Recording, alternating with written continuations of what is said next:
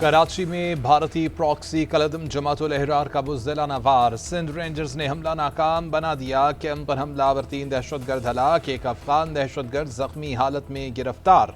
दहशतगर्दों से फायरिंग के तबादले में 3 बहादुर सपूत वतन पर कुर्बान, 4 जख्मी हुए। ISPR के मुताबिक दहशतगर्दों ने मेन गेट पर धमाके के बाद हिफाजती हसार को तोड़ने की कोशिश की। रेंजर्स के जवानों ने फौरी जवाब से ख्वारिज के मज़मूम अज़ाइम को नाकाम बना दिया। शहीद होने वाले पाकिस्तान रेंजर्स के 3 जवानों की नमाज जनाजा अदा कर दी गई। वफाकी वज़ीर दाखिला, गवर्नर सिंध, वज़ीर आला सिंध समेत सीनियर सिविल और अस्करी हुकाम की बड़ी तादाद में शिरकत। शुरका का शहदा की अजीम कुर्बानियों को खिराज अकीदत। फील्ड मार्शल सैयद आसिम मुनीर की शहदा के अहल खाना से ताज़ियत। दहशतगर्दी के खिलाफ कार्रवाइयाँ जारी रखने का आज़म। कहा, कौम की हिफाजत के लिए कुर्बानियाँ हमारा आज़म मजबूत बनाती हैं। हमले के ज़िम्मेदार अनासिर के खिलाफ भरपूर जवाबी कार्रवाई की जाएगी। सदर मुमलिकत और वज़ीर आज़म की रेंजर्स के कैंप पर हमले की मज़म्मत, शहदा के दर्जात की बुलंदी के लिए दुआ की।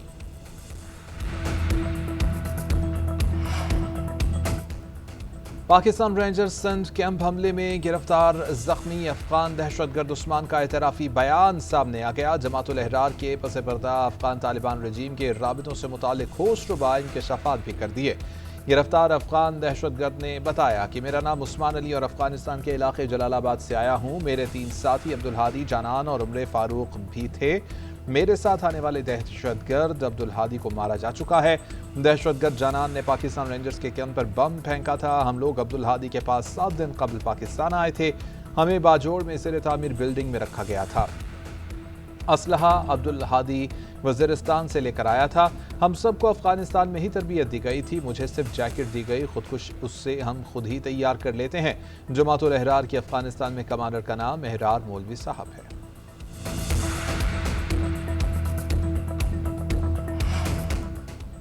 स्विट्जरलैंड में रवां हफ्ते शेड्यूल अमरीका ईरान मुज़ाकरात मुअत्तल होने का खदशा। वॉल स्ट्रीट जर्नल ने बड़ा दावा कर दिया। रिपोर्ट किया कि शेड्यूल मुज़ाकरात आबने हुर्मुज़ पर लड़ाई के बायस मुअत्तल हुए। मुफ़ाहमत याददाश्त के बाद तकनीकी टीमों के मुज़ाकरात होने हैं। ईरान ने जंग बंदी के लिए नई शराइत रख दी।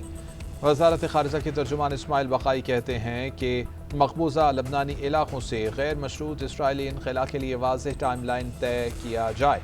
लबनान की खुद मुख्तारी का तहफ़्फ़ुज़, जंग का ख़ात्मा पायदार मुआहदे की बुनियादी शर्त है। मुआहदे के देर पा होने के लिए इसराइली कब्ज़े का ख़ात्मा नागुज़ीर है। ईरानी पार्लियामेंट के स्पीकर बाक़र ग़ालिबाफ बोले कि स्विट्ज़रलैंड इजलास में जंग की निगरानी के लिए मुश्तरका यूनिट का फैसला हुआ था। बुनियादी मकसद लबनान में जंग का ख़ात्मा और बेघर अफराद की वापसी है। ईरान इस मकसद के लिए संजीदगी से कोशिशें कर रहा है। लबनान में जंग का ख़ात्मा, खुद मुख्तारी का तहफ़्फ़ुज़, मुफ़ाहमत याददाश्त की पहली शिक़ है।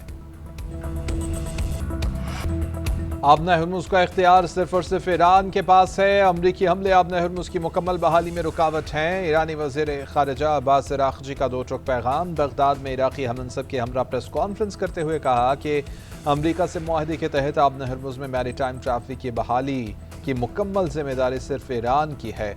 रुकावटें हटाने और इंतज़ामी इक़दामात के बाद हुर्मुज़ 30 रोज़ में अपनी साबिक़ा सलाहियत पर बहाल हो जाएगी। तमाम फ़रीक़ैन तयशुदा मुआहदे की पासदारी करें। लबनान में जंगबंदी की ज़िम्मेदारी अमरीका पर आयद होती है। वो इसराइल को हमले करने से रोके और लबनान से इनख़ला पर मजबूर करे। इराक़ी वज़ीर ख़ारिजा फवाद हुसैन बोले कि ईरान पर अमरीकी और इसराइली जारहियत की हमेशा मुखालिफत की है। जंग जारी रहने से ख़ित्ते को शदीद नुकसान पहुँचने का ख़दशा है। आबना हुर्मुज़ बंद होने से इराक़ी तेल की सप्लाई रुक गई थी। अब भी हुर्मुज़ के इतराफ़ में झड़पें हो रही हैं। इस जंग को अब ख़त्म होना चाहिए। ख़ित्ते को महफूज रखने के लिए तमाम ममालिक को काम करना होगा। सबक ना सीखा तो ईरान का वजूद बाकी नहीं रहेगा। अमरीकी सदर डोनाल्ड ट्रंप की ईरान को एक बार फिर से धमकी। ट्रुथ सोशल पर बयान में कहा कि जंग बंदी की खिलाफ वर्जी पर ईरान के खिलाफ कार्रवाई की। अमरीकी तैयारों ने ईरान के मिसाइल और ड्रोन तनसीबात को निशाना बनाया। अमरीकी हमलों में मिसाइल ज़ख़ीरा गाहें और साहिली रेडार साइट्स हदफ बनी। ज़रूरत पड़ी तो फौजी कार्रवाई मुकम्मल की जाएगी।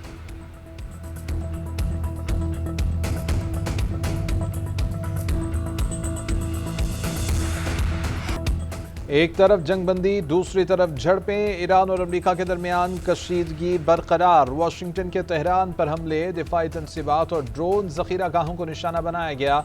अमरीकी सेंट्रल कमांड के मुताबिक कार्रवाई पैनामा के परचम बरदार जहाज को निशाना बनाने के जवाब में की गई। फौजी निगरानी के निज़ाम, मौसलाती मरकज, दिफाई तनसीबात को निशाना बनाया। ड्रोन, जखीरा गाहों और बारूदी सुरंगें बिछाने वाले अहदाफ पर हमले किए गए। अमरीकी सदर ट्रंप की हिदायत पर कार्रवाइयाँ की गईं। सिरक और क़िश्म में टेली कम्युनिकेशन टावर निशाना बनने की इत्तलात। अमरीका ने अब हरमुज़ के करीब ईरानी अहदाफ पर हमले की वीडियो जारी कर दी।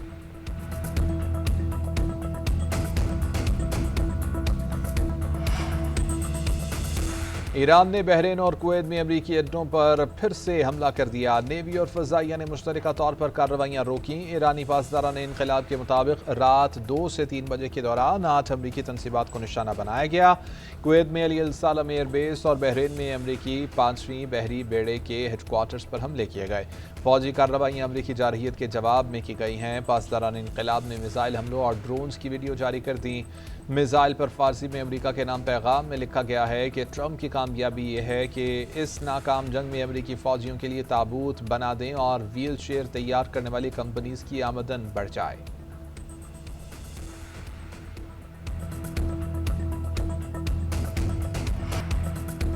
पाकिस्तान और यूरोपीय यूनियन का जंगबंदी की हालिया खिलाफ वर्जियों पर शदीद तहफ़्फ़ुज़ात का इज़हार। तमाम फ़रीक़ैन पर जंगबंदी मुआहदे की पासदारी पर जोर। नायब वज़ीर-ए-आज़म और वज़ीर ख़ारिजा इसहाक़ डार और यूरोपीय यूनियन ख़ारिजा अमूर की सरबराह के दरमियान टेलीफोनिक राबिता। काया कालास ने कहा कि राबिते के ज़राए खुले रहने चाहिए। नायब वज़ीर-ए-आज़म ने तमाम फ़रीक़ैन पर जंगबंदी मुआहदे की पासदारी पर जोर दिया। इसहाक़ डार का सऊदी वज़ीर ख़ारिजा शहज़ादा फ़ैसल बिन फ़रहान से भी राबिता। ख़ित्ते की सूरत हाल पर तफसीली बातचीत। इस्लामाबाद MOU के तहत ख़ित्ते में अमन के फ़रोग़ के अज़्म का इआदा किया। नायब वज़ीर-ए-आज़म ने हेलीकॉप्टर हादसे में 14 कीमती जानों के ज़िया पर इज़हार अफ़सोस किया। नायब वज़ीर-ए-आज़म के बहरीन के वज़ीर ख़ारिजा से भी फ़ोन पर बातचीत। बहरीनी वज़ीर ख़ारिजा ने मुफ़ाहमती याददाश्त पर दस्तखत पर मुबारकबाद दी।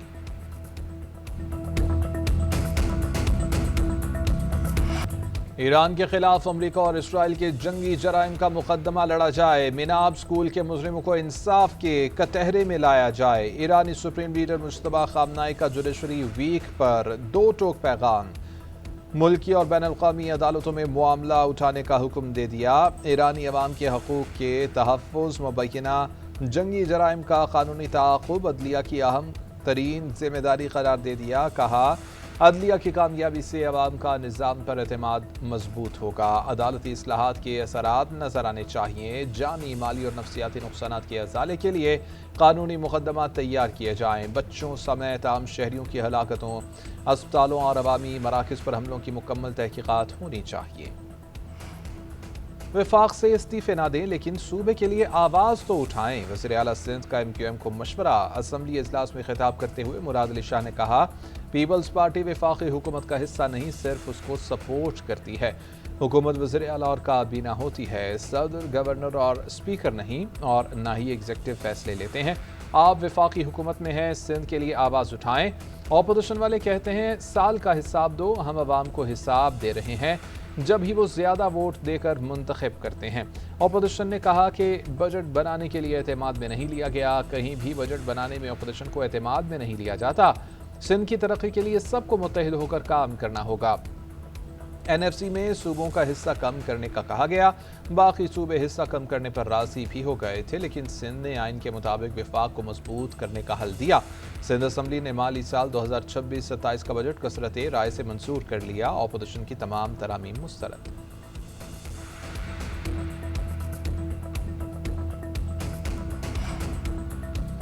सिंध में बिजली, गैस, पानी नहीं, मोटरवे नहीं बनी। ज़्यादती पर आसिफ अली जरदारी इस्तीफ़ा दें, बदले में MQM अपनी दोनों वजारतों से इस्तीफ़ा दे देगी। Opposition leader Sindh assembly Ali Khurshidi के पीपल्स पार्टी पर वार। कहा कि वज़ीर आला सिंध को जवाब देते हुए कहा, सिंध वालों का हक मारा जा रहा है। सूबे के मसाइल पर लड़ें, बात करें। पीपल्स पार्टी को आखिर किसने रोका है? खजाना खाली है तो कोई बात नहीं, हुकूमती बसीरत खाली नहीं होनी चाहिए। मौजूदा बजट में सिंध हुकूमत की बसीरत गायब है। ये हुकूमती अरकान इस बजट को कामयाब समझते हैं तो नाकाम और ख़राब बजट कैसा होगा।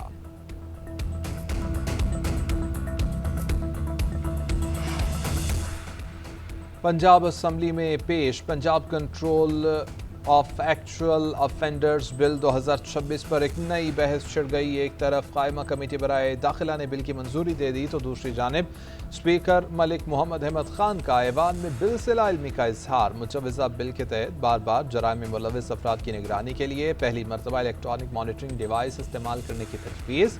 بل میں سوشل میڈیا پر جھوٹی خبریں پھیلانے، نفرت انگیز تقاریر، اشتعال انگیز مواد، بلیک میلنگ، دھمکیوں، خواتین کو ہراساں کرنے، جوا اور شراب فروشی سمیت متعدد سرگرمیوں کو معاشرہ مخالف رویوں میں شامل کرنے کی تجویز۔ خلاف ورزی پر 3 سال تک قید کی سزا بھی تجویز کی گئی۔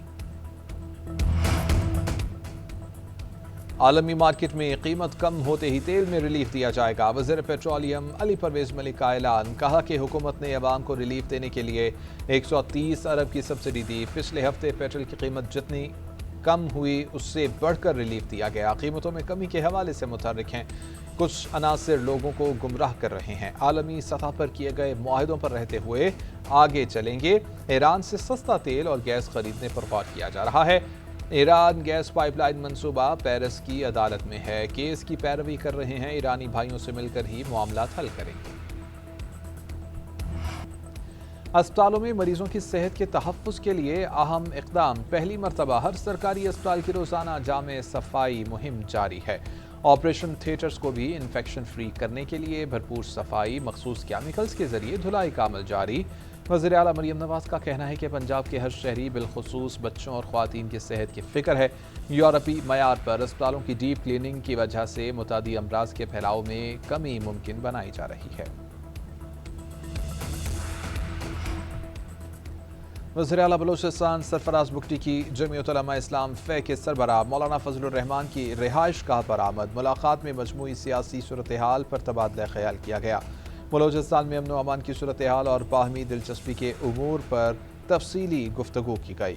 مولانا فضل الرحمان سے امیر جماعت اسلامی حافظ الرحمان نے بھی ملاقات کی۔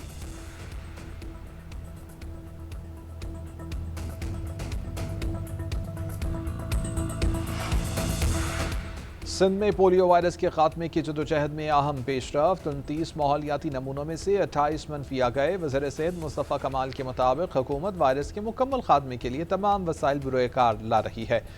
قمبر اور کشمور میں طویل عرصے کے بعد پولیو وائرس کی گردش کا خاتمہ خوشائن پیش رفت ہے۔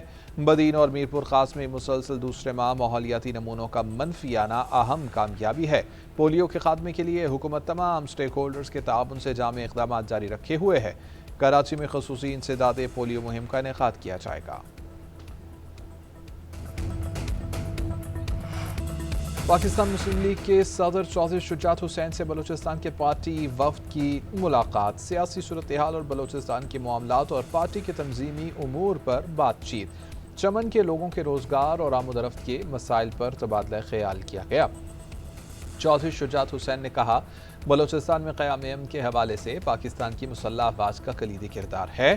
پاکستان کی بہادر افواج ملک کو دہشت گردی کی لعنت سے پاک کرنے کے لیے لازوال قربانیاں دے رہی ہیں۔ اتحاد کی قوت سے امن کے دشمنوں کو شکست دی جائے گی اور ملک کو امن کا گہوارہ بنایا جائے گا۔ وزارت آئی ٹی کا پاکستان ڈیجیٹل اتھارٹی کو ملک کی مرکزی ڈیٹا ریگولیٹری اتھارٹی بنانے کا فیصلہ۔ مجوزہ نیشنل ڈیٹا گورننس پالیسی کے تحت اتھارٹی کو وسیع تر اختیارات دیے جائیں گے۔ دستاویزات کے مطابق ڈیجیٹل اتھارٹی وفاقی اداروں میں ڈیٹا گورننس کی نگرانی کرے گی۔ تمام وفاقی اداروں کو قومی ڈیٹا گورننس فریم ورک پر عمل درآمد یقینی بنانا ہوگا۔ اتھارٹی نیشنل ڈیٹا کیٹلاگ کو برقرار رکھنے کے ساتھ ساتھ سرکاری ادارے کے باقاعدہ آڈٹ بھی کرے گی۔ ہر وفاقی ادارے میں ایک چیف ڈیٹا آفیسر تعینات کرنا لازمی قرار دیا جائے گا۔ چیف ڈیٹا آفیسرز پالیسی پر عمل درآمد، ڈیٹا کے قانونی استعمال اور تعمیل کی رپورٹنگ کے ذمہ دار ہوں گے۔ سرکاری اداروں کی سالانہ ڈیٹا گورننس کارکردگی عوام کے سامنے پیش کی جائے گی۔ انگلینڈ کے ٹیسٹ کپتان بین سٹوکس کا ریٹائرمنٹ لینے کا فیصلہ۔ کہتے ہیں کہ نیوزی لینڈ کے خلاف ٹیسٹ کے اختتام پر بین الاقوامی کرکٹ سے ریٹائر ہو جاؤں گا۔ انگلینڈ کے 35 سالہ بین سٹوکس اپنا 122واں ٹیسٹ کھیل رہے ہیں۔ آل راؤنڈر بین سٹوکس نے 114 ون ڈے اور 43 ٹی20 میچز میں انگلینڈ کی نمائندگی کی۔